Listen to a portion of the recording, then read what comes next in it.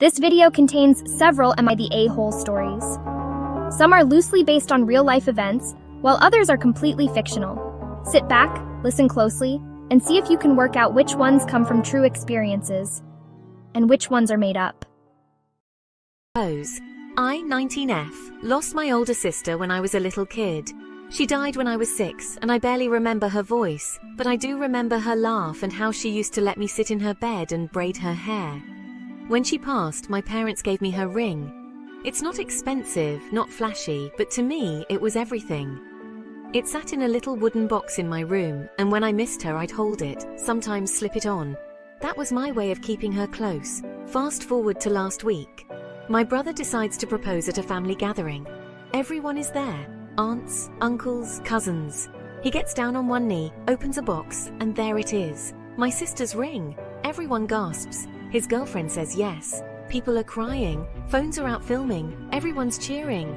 And I'm frozen in my seat because I know instantly. That's my ring. After the chaos, I corner my mom and ask, "Why does she have my sister's ring?" My mom looks guilty and says, "We thought it would be sweet. You weren't using it anyway." I felt sick. That ring wasn't unused. It wasn't some trinket gathering dust. It was the one piece of my sister I had left. So I pulled the fiancé aside later and told her the truth.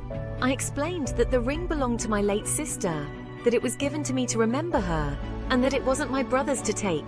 The fiancé's face dropped. She quietly took the ring off and handed it back to me. When my brother found out, he blew up. He screamed that I ruined his engagement, humiliated him in front of everyone, and made his fiancé cry. My mom said I was selfish and childish for clinging to a piece of jewelry. My dad tried to stay neutral, but even he suggested maybe I could have waited until after the party. Now the house is divided. Half the family says I was right to take back what was mine. The other half says I should have let it go, that I disrespected my brother and destroyed his big moment. So, am I the a-hole for demanding my dead sister's ring back? I've had lots of comments asking what happened next, so here's a quick update.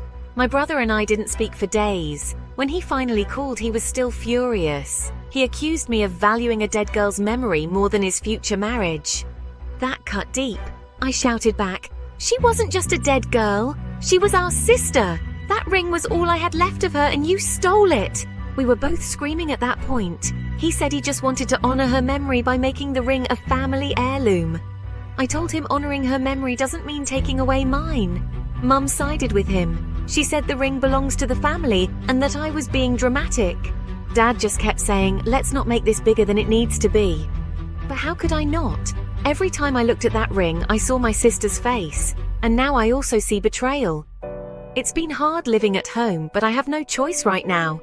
I'll try to update you if anything else happens, but for now, I'm going to just keep my head down and see how things play out. It's been a while and I'm not sure if anyone wants an update, but here it is anyway.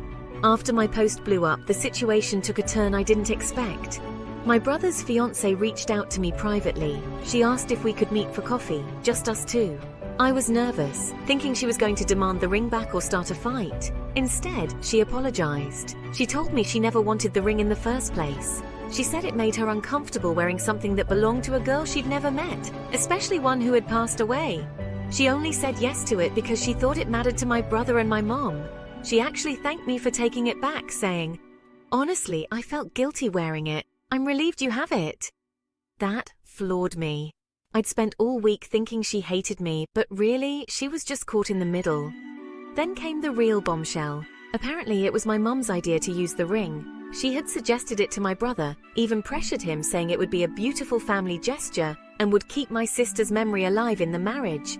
So my brother, already nervous about proposing, went along with it. And when I ruined the moment, his words, he lashed out because deep down, he knew it wasn't his idea in the first place. When I confronted my mum, she doubled down and said she didn't think I'd mind because I barely even remembered my sister. That broke me. To her, it was just a piece of jewelry.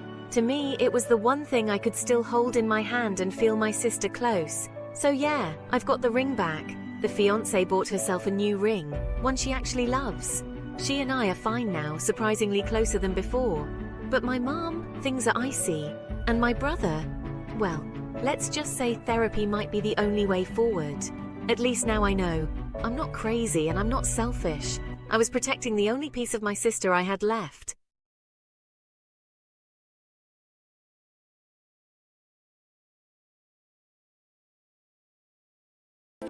When I met him, he was exciting. One of those people who seemed larger than life. He was always chasing the next big thing, always with his phone in hand, talking about angles, followers, collabs. He wanted to be an influencer, and to be fair, he was starting to get noticed. He had the look, the energy, the kind of confidence that pulled people in. At first, I loved it. It felt like I was dating someone going places. He made life feel like an adventure. Spontaneous trips, late-night brainstorming sessions, always talking about the future. But as time went on, I realized everything was about his content. Every meal had to be photographed, every moment staged. Sometimes I wondered if he cared more about the camera than me. His latest idea was a couple's photo shoot. Not just any shoot, a power couple with a gun aesthetic. He said it would go viral. He wanted me dressed up, clinging to him, while he held the gun like some action star. I told him no. I told him I wasn't comfortable. I hate guns, they've always scared me. But he wouldn't let it drop. He said I was being dramatic, boring, unsupportive. He said if I loved him, I'd help him chase his dream. That's when something snapped in me. I realized it wasn't about one photo, it was about respect. If he couldn't hear me on this, what else would he ignore? So, I ended it. Right there, I walked away. Now, I keep wondering, was I the a-hole for breaking up over one photo shoot? Or was I right to trust my instincts? I just had to update you all. It's been a few months. I was scrolling the news this morning when my stomach dropped. There it was, his face. That same boyfriend I'd walked away from, in the headlines. He'd gone ahead with the photo shoot. But this time with another girl. And during the shoot, the gun went off. He was killed instantly. Now the girl is facing a murder charge. And me? I can't stop thinking. If I hadn't left, that headline could have had my name in it. This isn't just a silly couple's quarrel. In August 2025, during a photo shoot in Nevada, 20-year-old Alessandra Blee posed with her boyfriend Mark Gorgon while he held a gun. The gun discharged, whether by accident or intent, and Mark was killed instantly. Alessandra now faces a murder charge. A snapshot turned into a tragedy. Am I the a-hole for showing my dad screenshots from my mom's phone? This is embarrassing, but also feels like a badly written teen drama. So, hi. I, 16F, live with my mom and dad. For the last few months, Dad has been doing a lot of work trips. He'd close his laptop the second I walked in the kitchen and get weirdly quiet if Mom asked about details. My friends were like classic affair vibes, and honestly, I started to think the same. One night I couldn't sleep and I heard them arguing. It sounded like the kind of argument where no one wins and everyone loses. The next week, I wanted proof. Not because I wanted to ruin someone's life, but because I didn't want my mom to be blindsided. I know, snooping is awful, but I did. I swiped my dad's phone to look for receipts, flights, anything. I scrolled, expecting to see his name plus her name, and a bunch of suspicious logistics. Instead, I found texts from a contact saved as L. The messages were affectionate. Plans to meet when Dad was on a trip, missed you stuff, selfies, and the kind of late-night voice messages that don't belong in a work friend folder. My parents have the same phone, and I had mistakenly picked up Mom's. I panicked. I'd convinced myself Dad was the one doing the sneaking. He had the trips, he had the secrecy. So I did the dumbest thing. I took screenshots of the messages and sent them to Dad with one line, "You should see this." I was not ready for what happened next. Dad came home that night, grabbed his bag, and left. He called me manipulative and said I played judge when I had no right. Mum found out at what I had done and screamed at me for invading her privacy and said I had ruined any chance they had to deal with this privately. My friends at school heard about it, and now some call me home wrecker, and others say I had no right to be involved. Dad's staying at a hotel. Mom is furious and exhausted. I feel like I broke the whole house. It's been a few weeks and I've tried to reply to as many commenters as possible, but it's been draining. But thank you. I appreciate your support. Well, most of you have been kind. So here's the update.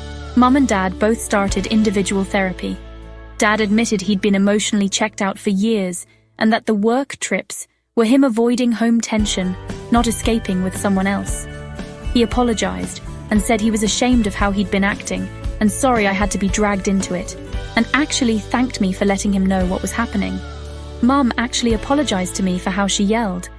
I've met her girlfriend, Lauren. She's okay, I suppose. So maybe I was wrong to go through Mum's phone, but not entirely the villain. For now, things are calmer, and my parents are actually trying to be honest. I'm trying to forgive myself.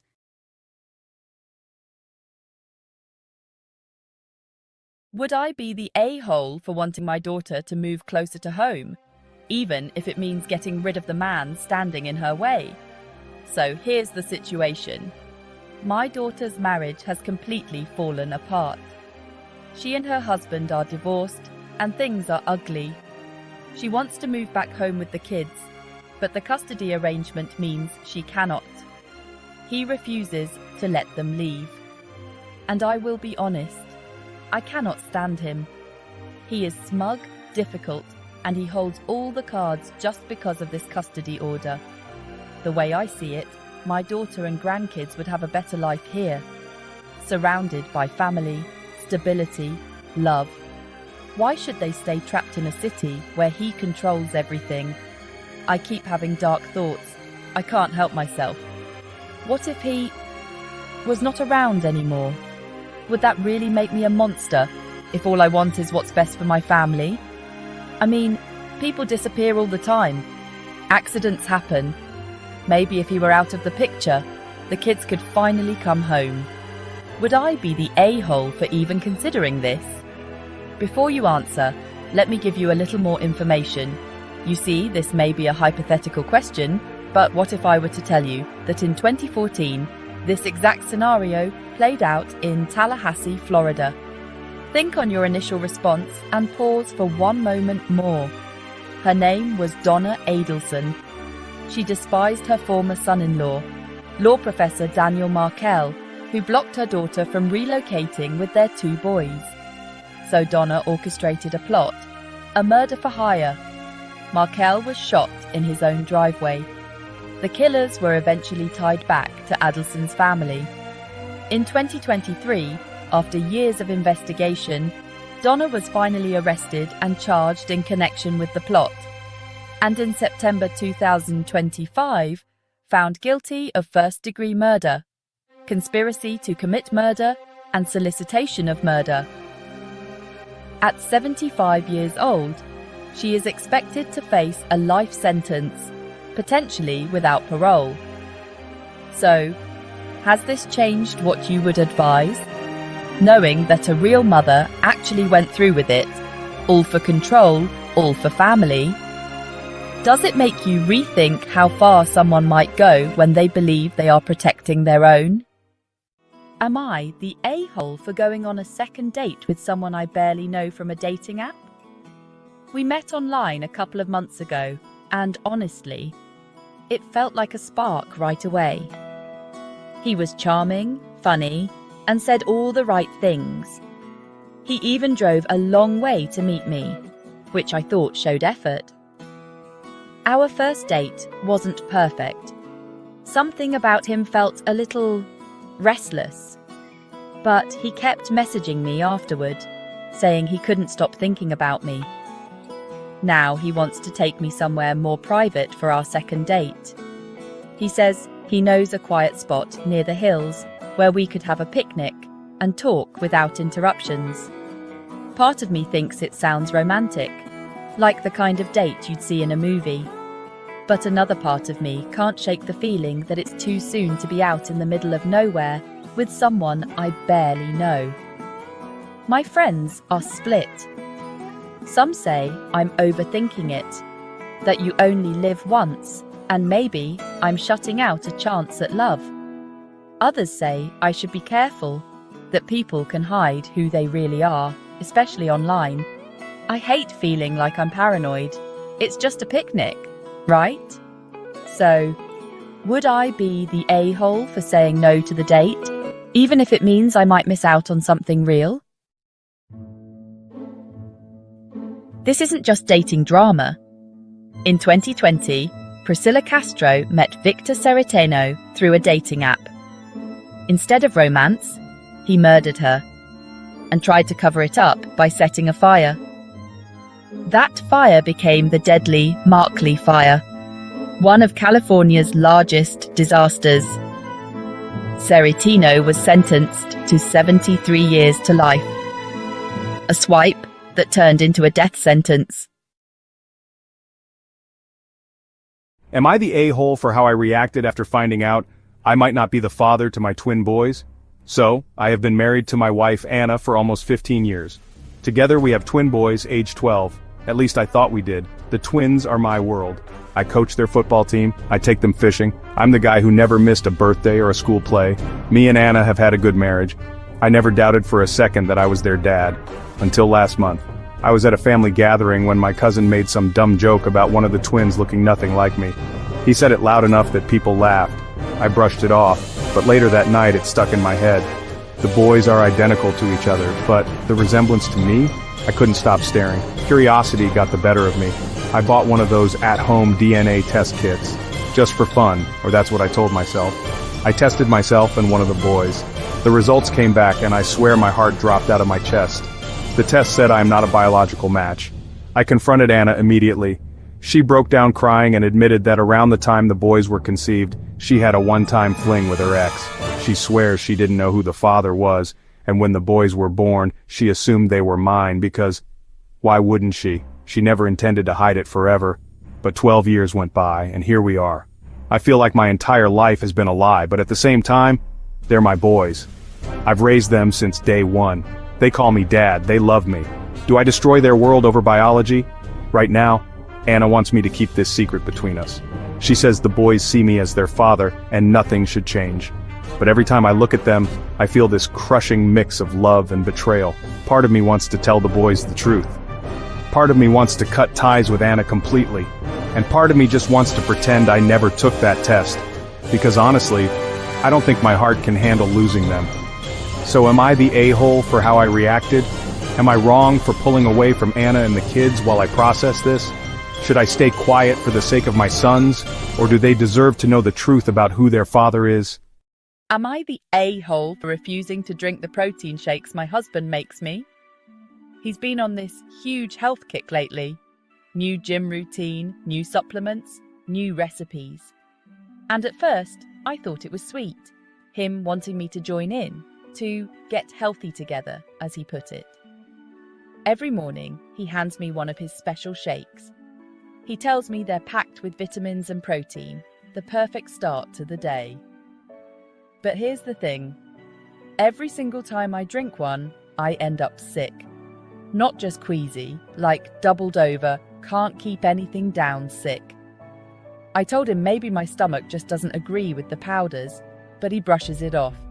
He says I'm being dramatic, that it's all in my head. Lately, I've started pouring them down the sink when he's not looking. But he found out and got angry, like really angry. He accused me of not trusting him, of being ungrateful for all the effort he has put in to take care of me. And maybe I am. Maybe I'm paranoid. But there's this pit in my stomach, worse than the shakes ever gave me. That whispers something isn't right.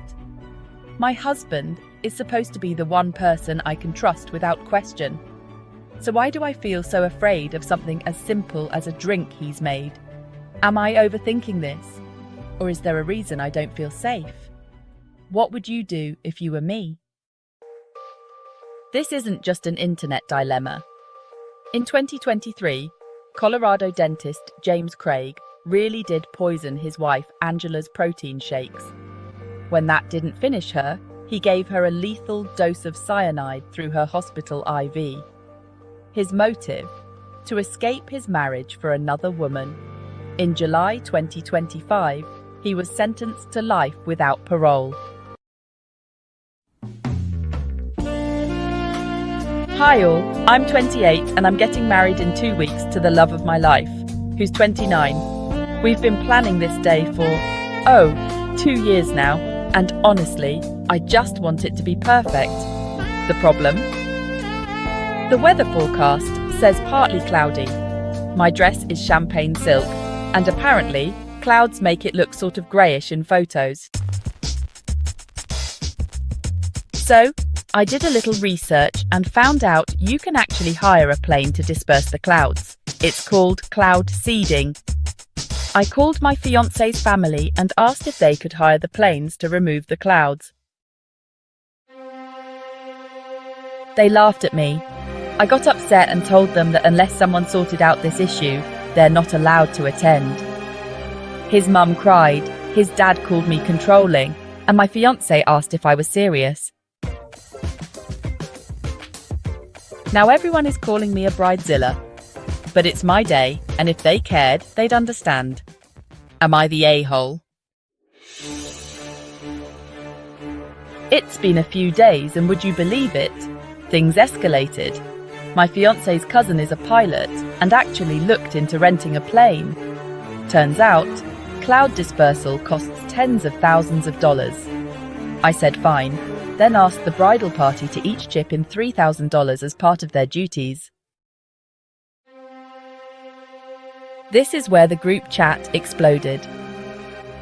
Maid of honor, Lucy said, "That's insane. We already paid for dresses, shoes, hair and travel."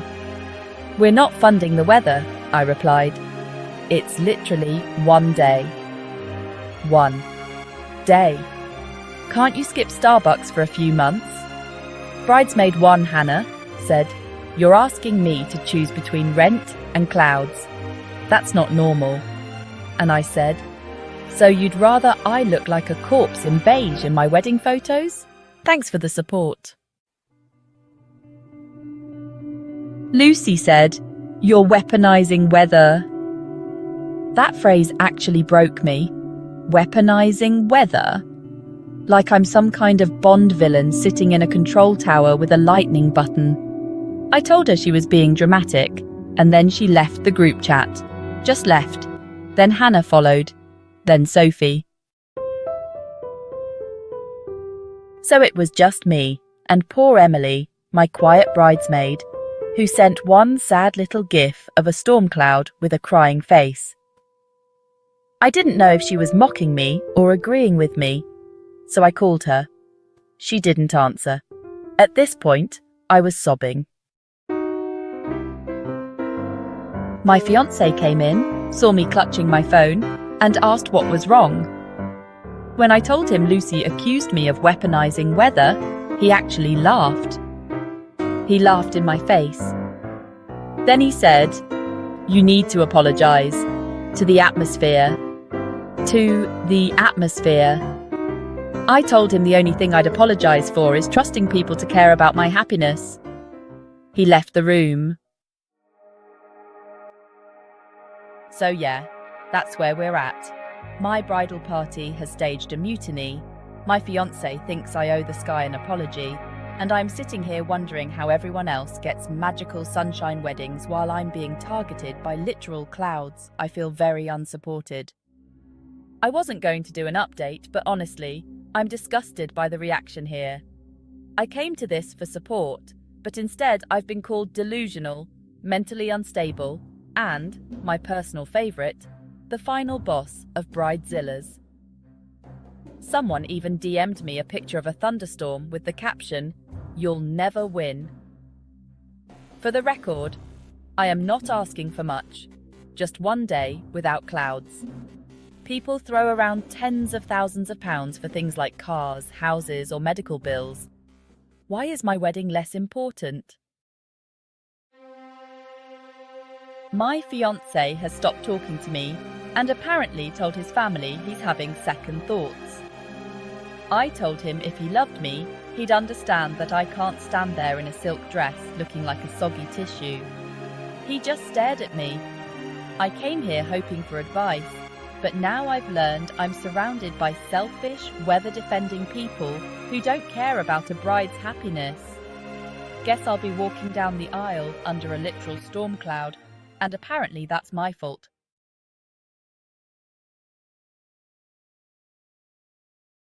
Am I the a-hole for digging into old family secrets when my adoption documents seemed off? So, I was adopted as a baby. My parents always told me it was straightforward, nothing unusual.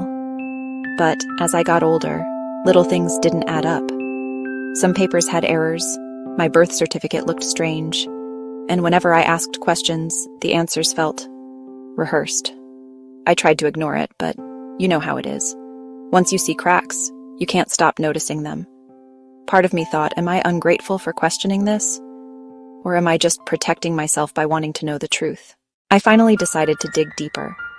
I requested official documents, compared dates, even asked extended family, and then things got really weird. Some relatives avoided me, others gave conflicting stories.